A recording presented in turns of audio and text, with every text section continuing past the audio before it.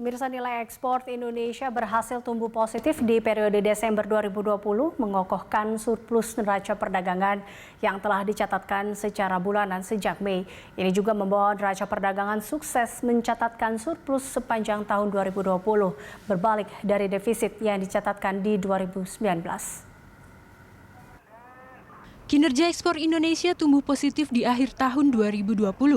Badan Pusat Statistik mencatat nilai ekspor meningkat 8,39% dibanding November dan bahkan tumbuh lebih tinggi secara year on year, meningkat 14,63% dibanding Desember 2019.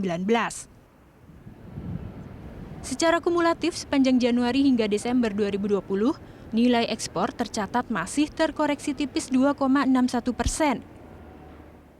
Namun, impor turun lebih dalam, membuat neraca perdagangan Indonesia berhasil mengantongi surplus sebesar 21,74 miliar dolar Amerika Serikat. Kinerja ini jauh lebih baik dibanding sepanjang tahun 2019 yang mencatatkan defisit 3,59 miliar dolar.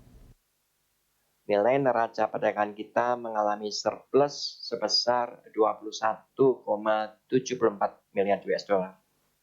Total ekspor kita selama tahun 2020 itu negatif 2,61%, tetapi impor kita mengalami kontraksi yang jauh lebih dalam sebesar 17,34%.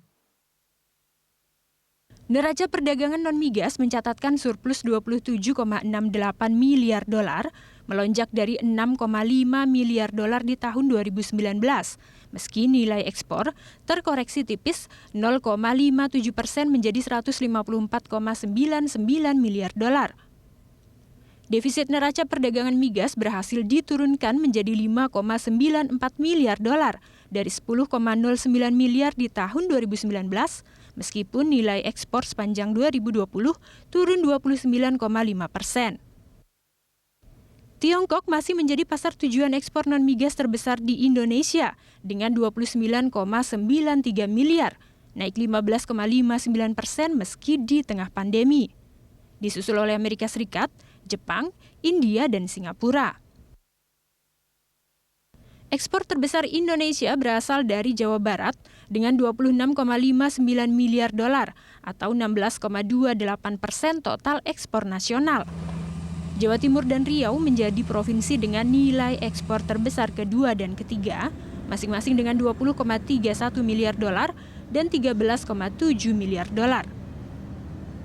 Tim Liputan Berita 1, Jakarta.